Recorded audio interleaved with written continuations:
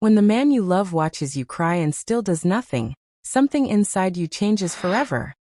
I was still in my wedding dress when his hand grabbed my wrist in the hotel corridor. The lights were soft and the hallway felt too quiet. My stepfather-in-law leaned close, his breath sour, and blocked my path. I called my husband's name from inside the room. He stood there, watching, eyes cold like glass. I whispered, "Please." My husband looked away. In that small moment the whole world cracked for me. I learned that the person who vows to protect you can also leave you alone when you need help most. I pulled my wrist free and ran to the balcony, shaking, the sea dark under the moon. I told myself something clear and strong. I will not be a victim. I will make them face the truth. I will take my revenge. I turned the door handle to step back inside, and heard it click from the other side. The lock turned. Someone was in the room with me. Now let me tell you how we reached this night. My name is Grace. I grew up believing love should be gentle. When I met Daniel, my husband, he was kind on most days and careful with his words. Before the wedding, his mother remarried a man named Victor. Victor smiled with too many teeth and laughed at jokes that were not funny. He called me dear too often. I kept a careful distance. Our wedding day was bright and full of joy. My mother danced. My friends clapped. Daniel held my hand and promised new beginnings. We flew to the coast for our honeymoon. The hotel had white walls and blue curtains that moved with the sea breeze. For 2 days we walked the shore and ate sweet fruit, and talked about plans. On the third day, Daniel said Victor had business nearby, and would stop to bring a gift. My heart dipped. I said I did not feel right. Daniel said I worry too much. Victor arrived with a heavy box and a heavier stare. He joked about the honeymoon like it was something to grade. I felt heat rise in my face. He asked for a tour of our suite. Daniel laughed and opened the door. I followed because I did not want to leave Victor alone with our things. Inside, Victor moved too close. I stepped back. He stepped forward. I asked Daniel to come in. Daniel stayed in the sitting room with his phone and said he would join us soon. The low moments grew like shadows. Victor's comments. Daniel's silence. My stomach turned tight. I decided to be smart. I put my phone on record and slipped it into my pocket. If no one would listen to my voice, maybe they would listen to proof. I told Victor to leave. He smiled like a wall. That night I stood on the balcony for air, praying for courage. When I tried to return, the lock clicked from inside. My phone was still on the bedside table. My bag lay open. I knocked once, twice. No answer. Then I heard footsteps cross the room, and the door eased open by a hand I knew too well. Victor stepped into the frame, and shut the balcony behind him. The cold night air brushed my skin. But inside that room, everything felt hotter than fire. Victor smiled, slow and mean, like a man who thought no one could stop him. I froze, my back against the balcony rail. The waves crashed far below, and for a moment I thought about jumping just to escape. But fear turned into something else inside me. Anger. Where is Daniel? I whispered. My voice trembled. He's resting, Victor said with a smirk. He knows I came to talk to you. Talk. That word felt like poison. I stepped sideways, searching for a way out, but he moved fast. His hand caught my arm again, the same way it did earlier. I screamed Daniel's name, loud enough for anyone in the hallway to hear. But no sound came from inside. No door opened. No one came. I realized then he wasn't asleep. He was choosing not to come. I pushed Victor hard and he stumbled back, just enough for me to grab the bedside lamp. I raised it high, my hand shaking, and shouted, "Touch me again, and I'll break your head." He laughed, a deep, ugly laugh that made my stomach twist. "You wouldn't," he said. "You don't know me," I replied. He stopped for a second. Maybe it was the way my voice sounded. Maybe he saw the rage in my eyes. He stepped back, still smiling, and said, "You'll regret this. Your husband will believe me before he believes you." Then he walked out like nothing had happened. I locked the door and fell to the floor, shaking. My tears came like rain. I wanted to scream, to wake the whole hotel, but I didn't want strangers' eyes on my shame. That night, I slept with the lights on, clutching the lamp like a shield. Morning came too soon. Daniel sat at the breakfast table, scrolling through his phone like nothing happened. I sat across from him, staring. Why didn't you come last night when I called you? I asked. He didn't look up. Grace, you probably imagined it, he said calmly.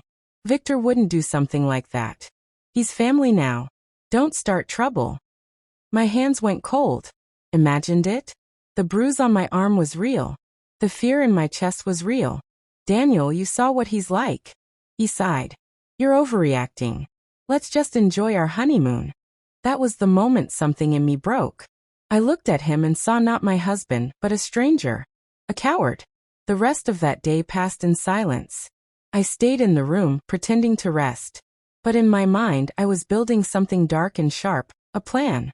If Daniel and Victor thought they could silence me, they were wrong. I would make them see what it felt like to be powerless. That night, while they both slept, I opened my phone and listened to the secret recording from earlier. Victor's words, his tone, his laughter, they were all there. My proof. My weapon. But I wasn't ready to use it yet. Revenge wasn't about rushing. It was about waiting for the right moment. So I waited, listening to the waves outside and whispering to myself, you'll both regret underestimating me. Then, as I reached for my charger near the nightstand, a new message appeared on Daniel's phone. One that made my heart stop cold. It was from Victor. And the words read, "It's done. She won't be any trouble." The message on Daniel's phone felt like a stone thrown into my chest. I read the words again. "It's done. She won't be any trouble." My hands shook and I dropped the charger. The glass on the nightstand spilled like a tiny river. I could not breathe. My brain raced with questions. Done. What did he mean? Who would protect me now? I opened the door a little. The hallway was quiet and bright. No voices. No footsteps. I walked down the hall, my feet sticky with the damp carpet. At the reception desk, the clerk looked at me with polite eyes. "Can I help you, ma'am?" I asked if Victor had left the hotel. He checked the log and shook his head. "Still here, ma'am," he said. Back in the room, Daniel sat in the chair like he had all day, staring at his phone. I put the recording on the table and pressed play. Victor's voice filled the room again, cruel and soft. I watched Daniel closely to see his face change.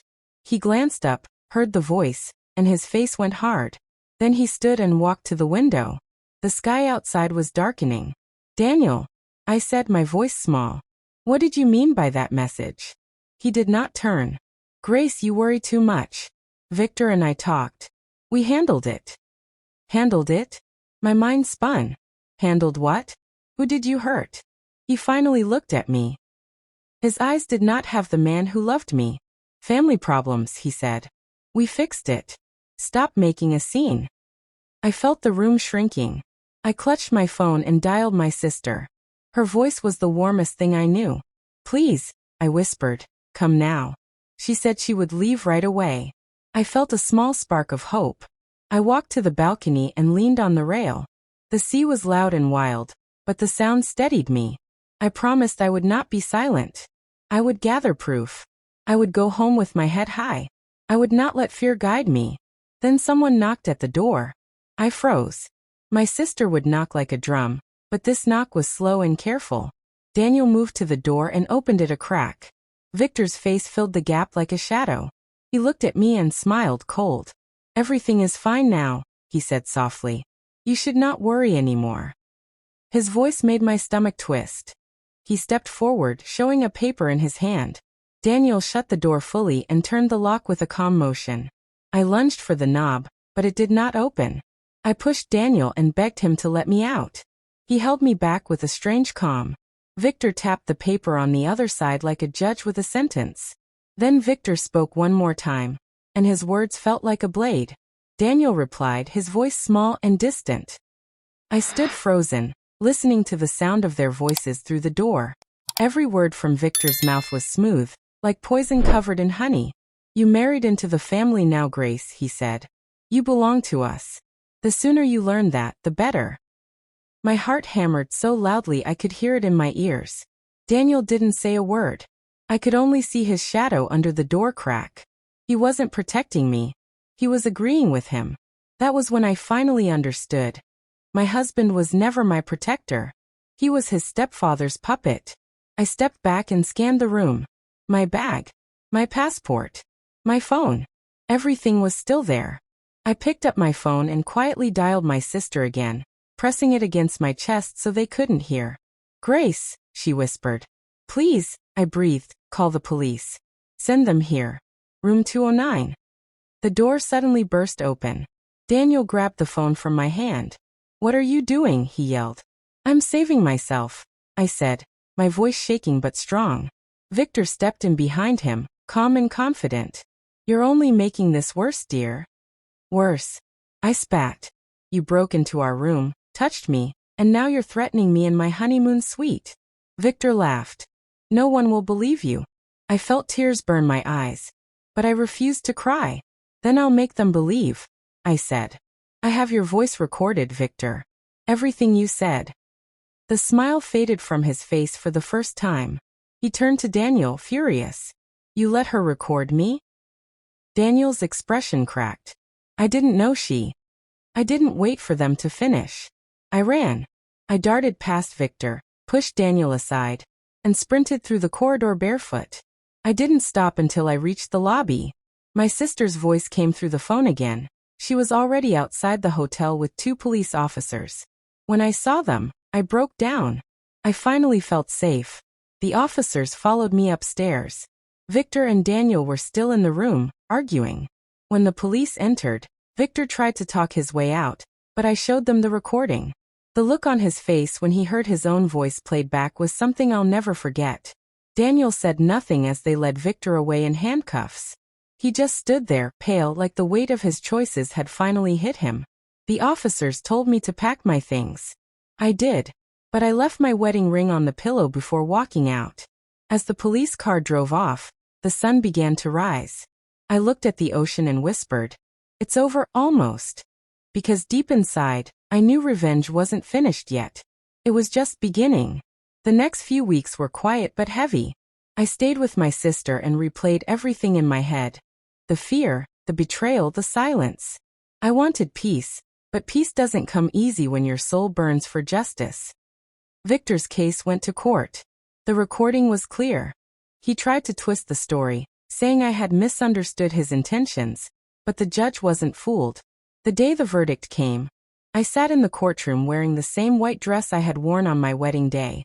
This time not as a bride, but as a woman who refused to be broken. Victor was sentenced to prison. The moment I heard the gavel hit, something inside me healed. But my revenge wasn't only against him. Daniel had betrayed me too. And betrayal from love cuts the deepest. He tried calling me, begging for forgiveness, claiming he was afraid of losing his stepfather's support. I didn't answer. Instead, I sent him a box. Inside it were our wedding photos, cut in half, and a note that said, "You didn't lose your wife. You threw her away." A month later, I started speaking at women's centers, telling my story not with shame, but with pride. I wanted every girl to know what I had learned. Silence protects the abuser, not the victim. Your voice is your shield. One evening after my talk, I stood outside watching the sunset when my sister hugged me and said, "You did it, Grace. You took back your power." I smiled through the tears. "No," I said softly. "I just remembered who I was before they tried to take it." The waves in the distance sounded like applause. I closed my eyes, letting the wind brush my face. My revenge was not just about punishment. It was about standing tall again. About proving that no matter how broken you feel, you can still rebuild yourself stronger. And that's what I did. I walked away from the pain, but I carried the lesson with me forever. Never let fear silence your truth. If you believe silence should never protect evil, comment "Justice Wins" and subscribe for more real stories of courage and survival.